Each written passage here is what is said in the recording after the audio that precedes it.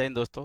तो चलिए आज हम लोग फिर मैथमेटिक्स के सीरीज में बीपीएससी द्वारा आयोजित एडीओ के जो एडीओ पोस्ट के लिए यानी सहायक शिक्षा विकास पदाधिकारी के लिए जो वैकेंसी निकली है उसका एग्ज़ाम आपका जनवरी में प्रस्तावित है। तो इसलिए अभी आज से आप लोग जो है सिर्फ जो है प्रैक्टिस कीजिए और सेट लगाइए और रिवीजन कीजिए। इसी में जो है आपका फ़ायदा है। अब जो है मात्र 15 से 20 दिन आपका जो है समय बच रहा है ना। तो 15 से 20 दिन में जो है आप सिर्फ रिवीजन करें और सेट लगाएं। तो चलिए आज मैथमेटिक्स के कुछ प्रश्नों को हम लोग देखेंगे। यहाँ पे जो हमारा प्रश्न जो है यहाँ पे लाए हैं किरण प्रकाशन का जो निकला हुआ एडीओ का सेट का जो प्रैक्टिस सेट है उसी प्रैक्टिस वर्कबुक से, और ये सेट नंबर 6 का क्वेश्चन होगा। क्वेश्चन नंबर यहाँ पे लिखा हुआ और सेट नंबर यहाँ पे है। इसी का हम लोग जो है कुछ मैथमेटिक्स के प्रश्नों को देखेंगे। तो चलिए पहला प्रश्न देखिए। पहला प्रश्न क्या है, दो पाइप ए और बी एक टैंक को क्रमशः 20 मिनट और 30 मिनट में भर सकते हैं। यदि शुरू में कुल समय के 5 भाग के लिए केवल पाइप ए को खोला जाता है और फिर शेष समय के लिए पाइप ए और बी दोनों को खोला जाता है तो टैंक भरने में कितना समय लगेगा। देखिए यहाँ पे कहा क्या जा रहा है, दो पाइप है और दोनों जो है अपने समय से भर सकता है, लेकिन यहाँ पे शुरू में जो है कुल जो है समय का 1/5 भाग के लिए केवल पाइप ए को खोला जाता है और फिर से समय के लिए पाइप ए और बी दोनों को खोला जाता है। ठीक है, तो इसको जो है हम लोग क्या कर सकते हैं, तो ए जो है फ्रैक्शन से भी बना सकते हैं। जैसे 20 मिनट में जो है इतना और 30 मिनट में इतना, तो 1 मिनट में इतना भाग और इतना भाग। लेकिन ऐसे प्रश्नों में टाइम एंड वर्क में या पाइप एंड सिस्टम में बता चुके हैं कि हम लोग क्या देखेंगे, सबसे पहले काम देखेंगे। तो काम हमारा क्या है ये पहले देखना होगा। तो उसके लिए हम लोग क्या करते हैं, एलसीएम लेते हैं। तो ए हमारा क्या है 20 मिनट में और बी 30 मिनट में। ठीक है, तो दोनों का हम लोग एलसीएम ले लेंगे तो हमारे पास क्या आ जाएगा 60। 20 तिया 60, 30 दूना 60। तो काम अब हमारा कराना क्या है, 60 भाग काम कराना या 60 टंकी भराना या जो भी कहिए। ठीक है, अब जो है क्या कहता है, यदि शुरू में कुल समय के 1/5 भाग के लिए केवल पाइप ए को खोला जाता है, यानी 1/5 भाग के लिए जो है केवल पाइप ए को खोला जाता है। ठीक है, ध्यान दीजिएगा, और उसके बाद ए और बी दोनों को खोला जाता है। ठीक है, तो अब चूंकि इफिशियंसी हमारे पास क्या आ गया, ए और बी का इफिशियंसी का हम लोग रेशियो देखते हैं, तो ये 3:2 है। ये क्या है हमारा इफिशियंसी का रेशियो है। ठीक है, और टाइम का रेशियो अगर यहाँ से देखा जाए, टाइम का रेशियो क्या देखेंगे, तो टोटल टाइम 5 अगर मान ले तो 5 में एक टाइम कौन लेगा, एक टाइम के लिए खुलेगा कौन, जो है ए, है ना। और फिर 5 में से एक के लिए खुलेगा ए, तो 4 कौन खुलेगा, तो 4 के लिए खुलेगा ए और बी दोनों। ध्यान दीजिएगा, ये ए और बी का जो है टाइम है। ठीक है, तो 4 टाइम के लिए खुलेगा कौन, ए और बी दोनों। ठीक है, तो चलिए हम लोग देखते हैं, इसको करवाते हैं काम। तो एक टाइम के लिए 3 खुलेगा तो ए गुना 3 भाग ये भरेगा। ठीक है, और 4 टाइम के लिए कौन खुलेगा, ए और बी दोनों। तो ए और बी दोनों का इफिशियंसी क्या हो जाएगा हमारे पास 5, तो 4 गुने 5 भाग ये भरेगा, अर्थात दोनों मिल करके जो है इस तरह से चलेगा तो कितना भरेगा, तो ये हमारा 23 भाग भरेगा। और 23 भाग ये भरेगा कितने समय में, तो हम यहाँ से ले चुके हैं कितना में, 5 मिनट में या 5 घंटे में, जो भी कहिए 5 इकाई में, अर्थात 5 मिनट में भरेगा। तो जो है हमको भरवाना क्या है, टोटल 60 भाग भरवाना है। तो 60 भाग कितने समय में भरेगा ये हम लोग देख लेंगे, है ना। तो 60 भाग भरने में कितना समय लगेगा, तो 5/23 अगुने 60, अर्थात 6×5 = 30, यानी 300/23। 300/23 कहें तो 23 का 23, 7×30 70 हो गया, 23 या 69, यानी 13.1/23 जो है मिनट उसको समय लगेगा। इस तरह से हमारा ऑप्शन 2 करेक्ट हो जाएगा। ठीक है, तो ये इस तरह से हम लोग सोच सकते हैं, और नहीं तो दूसरे तरीके से भी इसको सोचा जा सकता है। क्या सोचा जा सकता है, तो जैसे ए का जो है हमारा 1/20 भाग 1/30 भाग निकलेगा। ठीक है, ए और बी क्रमशः 1/20 है ना। ठीक है, ए का जो है हमारा 1/20 निकलेगा और बी का जो क्या निकलेगा 1/30 भाग काम। और इस तरह से जो है आप टोटल टाइम टी मान लीजिएगा, तो T/5 भाग कौन चलेगा, ए चलेगा। T/5 भाग ए चलेगा तो कितना काम करेगा 1/20, और जोड़ फिर क्या करेंगे, दोनों चलेगा। तो दोनों कितना चलेगा शेष समय के लिए, तो शेष समय यानी 4T/5 हो जाएगा, और गुने 1/20 और जोड़ 1/30। इसको कैलकुलेट कर दिए बराबर क्या हो जाएगा 1 भाग। इसको कैलकुलेट कर दीजिएगा तो जो है उससे भी निकलेगा, लेकिन इसमें थोड़ा सा गुना भाग आपको ज़्यादा करना पड़ेगा। तो इस तरह से भी आप हिसाब को बना सकते हैं, लेकिन इसमें समय थोड़ा सा अधिक लगेगा। तो चलिए अगले प्रश्न पे हम लोग चलते हैं। आइए, अगला प्रश्न कहता है, एक वस्तु का विक्रय मूल्य 2,28,528 है। एक दुकानदार इसकी लागत मूल्य से 15% अधिक अंकित करता है और 10% की छूट देता है। वस्तु का लागत मूल्य क्या है।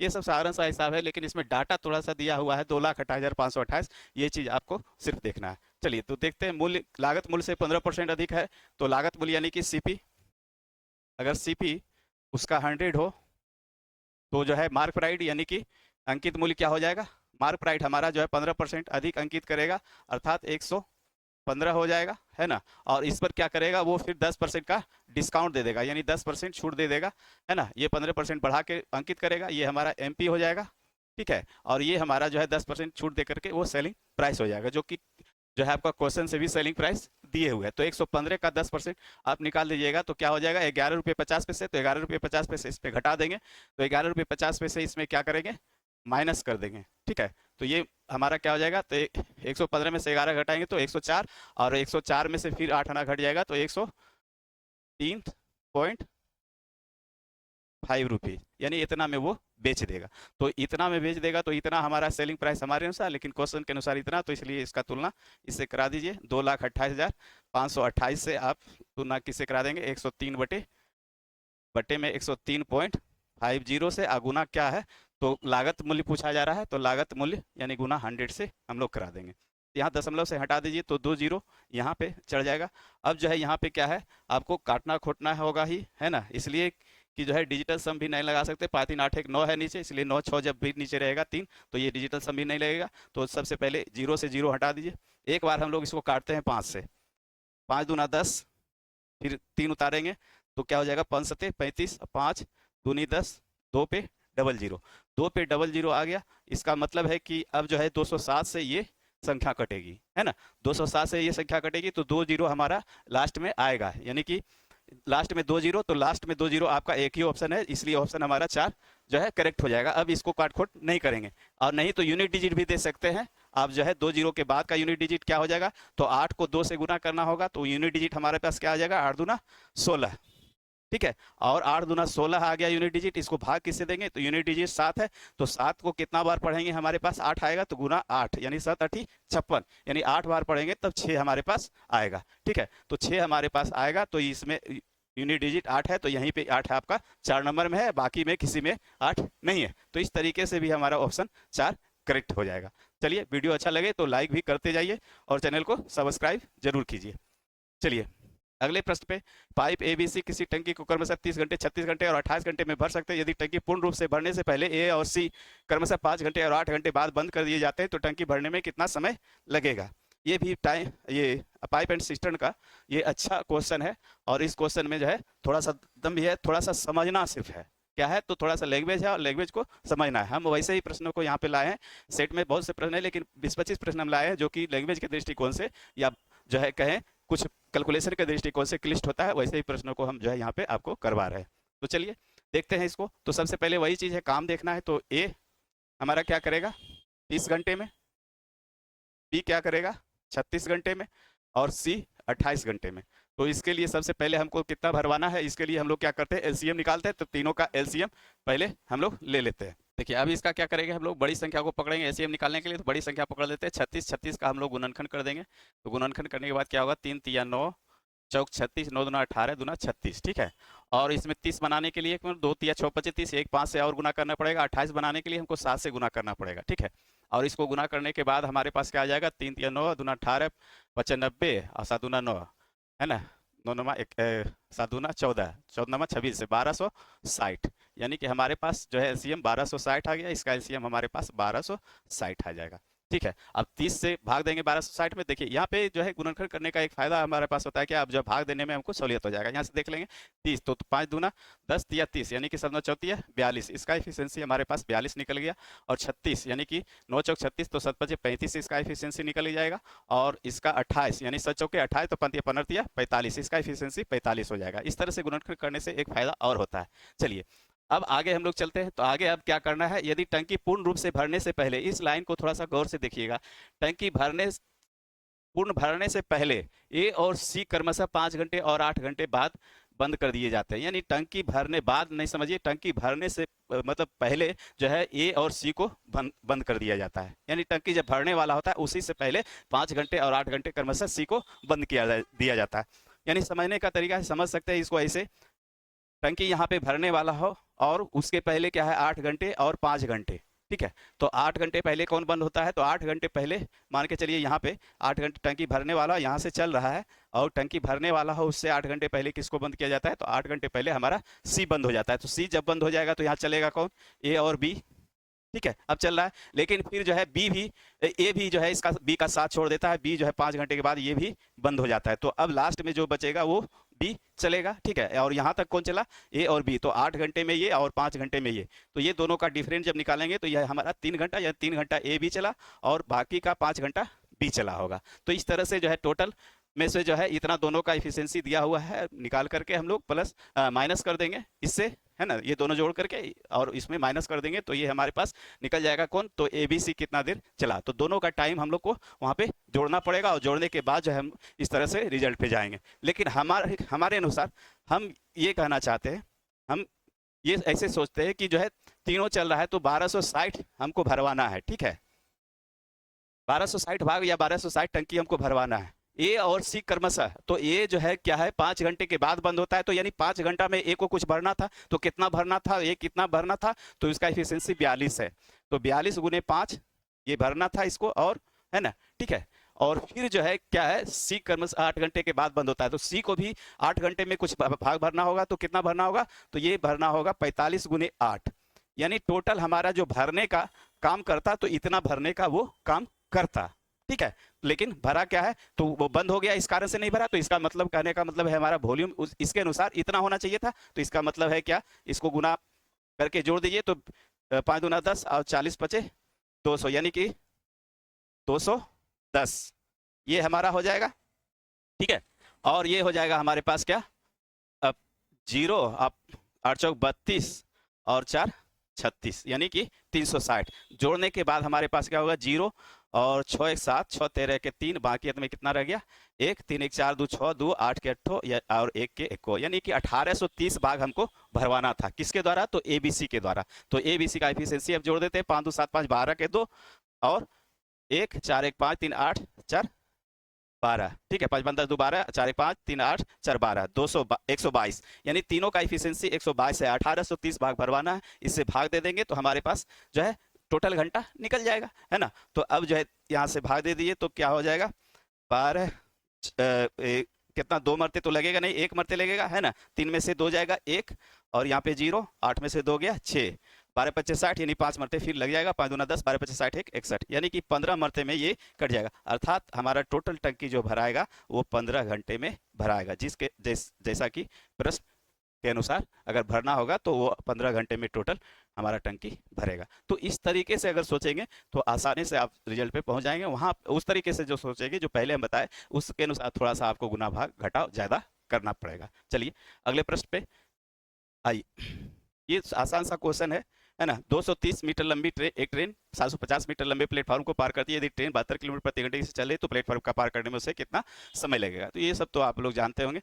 7 2 9 और 5 3 8, यानी कि 980 मीटर हो गया, है ना। 50 30 80 7 2 9, है ना। और 72 किलोमीटर है तो 72 गुने 5/18 से भाग दे देंगे, तो ये हमारा 18 चौक 72, 5 चौक 20, 20 से काट दीजिए तो 20 चौक 80, 20 25 100, 20 चौक 80 और फिर क्या इतना 80 और 18, यानी 20 नमा 88।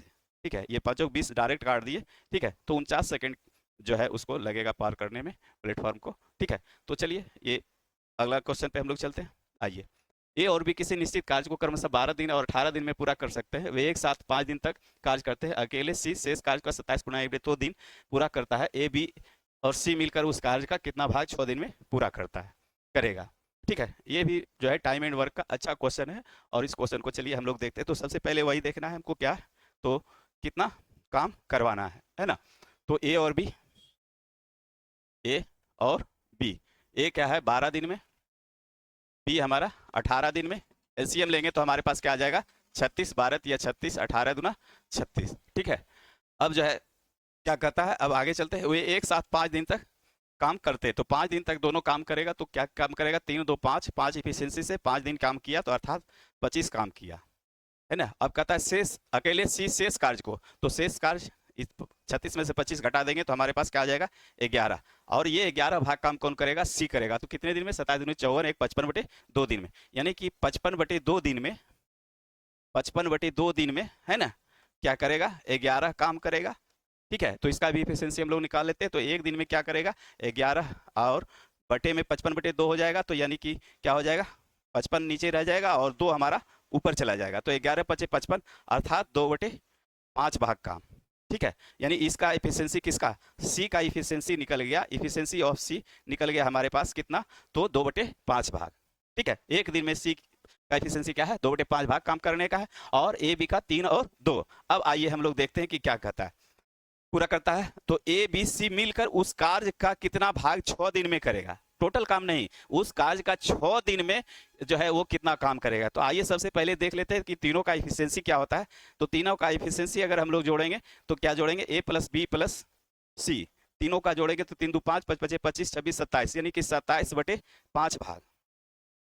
ठीक है, 27/5 भाग क्या है, ये तीनों मिलकर के एक दिन में करेगा। तो 6 दिन में कितना करेगा, यहाँ पे इसको थोड़ा सा हम लोग सही से लिख देते हैं, है ना। एक दिन में क्या करेगा, 27/5 भाग एक दिन में करेगा, तो 6 दिन में क्या करेगा, तो गुने 6, यानी कि 6 दिन में पूछ रहा है कि 6 दिन में वो कितना काम करेगा, कौन काम का, तो वही काम का, किस काम का, तो उसी काम का, 36 काम का। तो 27/5 भाग काम कर रहा है एक दिन में, तो 6 दिन में इतना काम करेगा, किसका, तो इसी का, इस 36 का, यानी कि बटे 36 का, इतना इतना भाग कर रहा है कितने दिन में, कितने काम का, तो 36 काम का, सॉरी दिन नहीं, 27/5 भाग काम एक दिन में। ध्यान दीजिएगा यहीं पे थोड़ा सा समझने वाली बात, 27/5 काम एक दिन में तीनों कर सकता है, तो 6 दिन में क्या करेगा, इतना काम करेगा। तो किसका काम, कौन सा काम का, तो टोटल काम, यानी ये पूछ रहा है काम क्या, एबीसी मिलकर उस कार्य का, किस कार्य का, जो कार्य हम लोग पहले से करवाने के लिए चाह रहे, तो उस कार्य का जो है कितना भाग करेगा, तो इतना भाग करेगा, किसका, तो उस कार्य का, यानी 36 कार्य का। अब जो है यहाँ पे, अब जो है यहाँ पे काट खोट कर दीजिए, 6 × 6 = 36, है ना, और 3 × 9 = 27, और 3 दूनी 6, अर्थात 9/10 भाग जो है काम वो करेगा 6 दिन में, तीनों मिल करके, अर्थात ऑप्शन आपका 2 करेक्ट हो जाएगा। उम्मीद है कि समझ गए होंगे। चलिए, समझ गए तो वीडियो को लाइक जरूर कीजिए। चलिए आइए, अगला प्रश्न क्या है, रुपये 4000 की राशि पर 10% वार्षिक चक्रवृद्धि ब्याज की दर पर उधार दी जाती है और ब्याज वार्षिक से होता है। दूसरे वर्ष और तीसरे वर्ष में अर्जित चक्रवृद्धि ब्याज के बीच अंतर क्या है। ये भी चक्रवृद्धि ब्याज का अच्छा हिसाब है, चलिए हम लोग देख लेते हैं। तो क्या कहता है, 4000 रुपये का, है ना, कितना वर्ष में, तो 2 वर्षों का नहीं, दूसरे वर्ष और तीसरे वर्ष का। ध्यान दीजिएगा, तो पहले वर्ष में क्या मिलेगा, इसका 10% अगर करेंगे, और इसका भी यहाँ भी 10%, यहाँ भी 10%। तो पहले वर्ष में हमारा क्या मिलेगा, इसका जो है ब्याज 400 रुपया मिलेगा। दूसरे वर्ष में क्या होगा, 400 रुपया तो मिलेगा हमको इसका, और लेकिन इसका भी जो है हमको 10% मिलेगा, अर्थात 40 रुपया मिलेगा। ठीक है, दूसरे वर्ष में। तीसरे वर्ष में क्या होगा, जो है इसका तो हमको 10% मिलेगा, और इसका 10% मिलेगा 400 पहले, है ना, और इसका 10% मिलेगा हमको 40 रुपया। ठीक है, और क्या मिलेगा, तो इसका भी 10% हमको मिलेगा, क्या है, 40 रुपया, और इसका भी 10% हमको मिलेगा, कितना मिलेगा, तो ये 4 रुपया। ठीक है, ध्यान दीजिएगा, यहाँ पे जो ट्री मेथड में थोड़ा सा समझना होता है। 4000 का 10% 400 रुपया, 10% 400 रुपया, 10% 400 रुपया। तो पहले वर्ष में हमको क्या मिलेगा, पहले वर्ष का साधारण ब्याज और चक्रवृद्धि ब्याज दोनों बराबर होता है, तो पहले 400 रुपया हमको मिल जाएगा। ठीक है, पहले वर्ष में। ठीक है, दूसरे वर्ष में क्या होगा, तो ये 4000 का 400 रुपया तो मिलेगा, फिर इस 400 रुपये पे 10% मिलेगा, तो हमको ये 40 रुपया हमको यहाँ पे मिल जाएगा। तो हमको टोटल ब्याज यहाँ पे दूसरे वर्ष में कितना मिला, 440 रुपया। ठीक है, और तीसरे वर्ष में क्या होगा, इस 400 रुपये पे भी 10% मिलेगा, 40 रुपया, इस 400 पे भी 10% मिलेगा, 40 रुपया, और फिर 4000 का 10% 400 रुपया तो मिलेगा ही, लेकिन इस 40 रुपये का भी 10% मिलेगा, 4 रुपया, अर्थात टोटल हमारे पास क्या मिलेगा, 484 रुपया। तो दोनों का अंतर क्या हो गया, तो दोनों का अंतर अगर हम लोग देखेंगे तो 4 और 8 में से 4 गया 4, यानी 44 रुपये। 44 रुपये कहे तो ऑप्शन आपका 4 करेक्ट हो जाएगा। चलिए, उम्मीद है कि समझ गए होंगे। समझ गए तो वीडियो को लाइक जरूर कीजिए। चलिए अगले प्रश्न में हम लोग चलते हैं। आइए, अगले प्रश्न को हम लोग देखते हैं। अगला प्रश्न क्या है, किसी वस्तु को 25% लाभ पर बेचा जाता है। यदि वस्तु के क्रय मूल्य और विक्रय मूल्य में 200 रुपये की वृद्धि होती है तो लाभ क्या है, 20% होता है। तो वस्तु का मूल्य क्रय मूल्य ज्ञात करें। देखिए, ये भी क्रय मूल्य विक्रय मूल्य यानी सीपीएसपी से प्रॉफिट एंड लॉस का ये चैप्टर का हिसाब है, और ये अच्छा हिसाब है, 2 लाइन का हिसाब है, लेकिन थोड़ा सा इसमें आपको समझना है। अगर नहीं समझेंगे तो जो है, अगर वैसे मानेंगे या 100 पे ले जाएंगे तो जो हिसाब दूसरे तरीके में चल जाएगा और जो है उलझ जाइएगा। तो क्या है, थोड़ा सा समझिए इसको, हम लोग देखिए कैसे इसको रेशियो से उड़ाते हैं। ठीक है, तो चलिए 25% लाभ पर बेचा जा रहा है, 25% का फ्रैक्शन क्या होगा, 1/4, यानी 4 से जो है वस्तु क्या है 5 में बेचा जा रहा है, यानी 4 हमारा सीपी है तो 5 हमको जो है एसपी रखना होगा, यानी कि 25% लाभ के लिए 4 से जो है वस्तु को 5 पे बेचा जा रहा है। ठीक है, ये सीपी और एसपी का हम लोग रेशियो ले लिए। अब जो है कहता है कि विक्रय मूल्य और क्रय मूल्य दोनों में क्या है 200 रुपये की वृद्धि करते हैं, तो ठीक है 200 रुपये की वृद्धि करते हैं, उसको रखते हैं, वो वेरिएबल है। तो लाभ क्या हो जाता है, लाभ हमारा 20% बदल जाता है ना। लाभ क्या पहले 25% हो रहा था, 20% होता है। तो चलिए 20% का फ्रैक्शन क्या होता है, 1/5, 5 से हमारा लाभ क्या हो गया, बाद में 6 हो गया। ठीक है, अब देखिए यहाँ पे दोनों का अंतर हम लोग देखेंगे, तो अंतर क्या है, 5 में से 4 गया 1 और 6 में से 5 गया 1, दोनों जगह अंतर ठीक है। और तो क्या होगा, 4 से 5 हो गया और ये 5 से 6 हो गया, यानी कि कितने का वृद्धि हुआ दोनों के अनुपात में, तो 1 का, लेकिन वास्तव में कितने का दोनों में वृद्धि हुआ, 200 का। तो अर्थात जो है हमारे पास यहाँ पे रेशियो में 1 लेकिन वास्तव में 200 का वृद्धि। अब जिसका मान पूछे उसका निकाल दिए, वस्तु का मूल क्रय मूल, तो मूल क्रय मूल अर्थात रेशियो 4 का मान, रेशियो 4 का मान अर्थात 2 चौके 800, अर्थात हमारा 800 आंसर हो जाएगा। 800 कहे तो ऑप्शन आपका 1 नंबर करेक्ट हो जाएगा। ठीक है, चलिए उम्मीद है कि समझ गए, बहुत आसानी से हम लोग इसको बना दिए रेशियो से, नहीं तो दूसरे तरीके से जाते तो उलझते। ठीक है, चलिए आगे। कोई विक्रेता किसी वस्तु को उसके अंकित मूल्य पर 20% छूट देकर बेचता है और 12% लाभ प्राप्त करता है। यदि वस्तु का क्रय मूल्य ₹750 है तो इसका अंकित मूल्य ज्ञात कीजिए। देखिए ऐसे प्रश्न में हम हमेशा करें, जब भी अंकित मूल्य और क्रय मूल्य में जो है कुछ भी पूछे और दिया हुआ रहे तो उसको हमेशा जो है एक रिलेशन होता है CP/MP पे ले जाइए। तो पूछा क्या जा रहा है, अंकित मूल्य यहाँ पे पूछा जा रहा है और क्रय मूल्य दिया हुआ है और उसमें फिर जो है क्रय मूल्य का जो है परसेंटेज और ये सब दिया हुआ है। ठीक है, तो ऐसे प्रश्न में जो पूछा क्या जा रहा है MP, तो MP हम लोग यहाँ पे रखते हैं और बटे क्या हो जाएगा CP, यानी CP का मान 750। ठीक है, यहाँ पे MP है तो MP के सामने क्या होता है, जो है लाभ होता है या हानि होता है, तो 12% का लाभ तो अर्थात 112।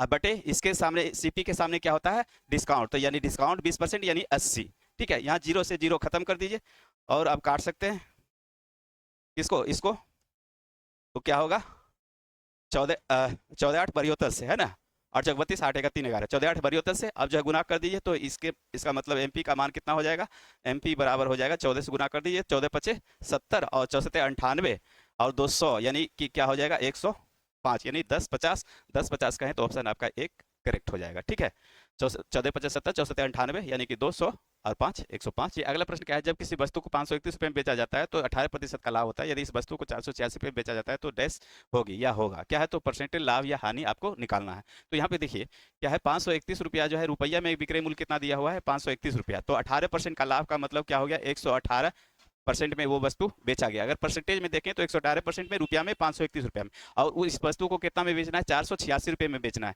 तो 486 रुपये में अगर उस वस्तु को बेचेंगे तो 486 का मान हम लोग निकाल देंगे, तो 118/531 अगुने 486। ठीक है, अब चलिए इसको काटते हैं हम लोग, है ना, 5 3 8 1 9, 9 से काट दीजिए तो 9 कितना होगा, 9 5 45, 9 6 54, 9 5 45, 45 और कितना हो गया 45 5 50 3 53, 8 9 9 81 59, और 9 से इसको काटते हैं तो कितना मरते कट जाएगा, या इसको रहने दीजिए, इसको काट लेते हैं हम लोग, 9 5 45 3 48 9 चौक 36। अब ये क्या है, 9 दूना 18 और 2 मरते में ये कट जाएगा हमारा, तो 54 दूनी 108, 108% आया। तो ध्यान रखिएगा 108% दूसरा विक्रय मूल्य था, यानी परसेंटेज में क्या था 108% और बेचा कितना में 486% में, तो विक्रय मूल्य है ये, तो कॉस्ट प्राइस हमारा क्या होता है 100% से ये कितना अधिक है, तो 8% अधिक है, तो 8% का क्या हो गया लाभ, अर्थात ऑप्शन एक आपका करेक्ट हो जाएगा।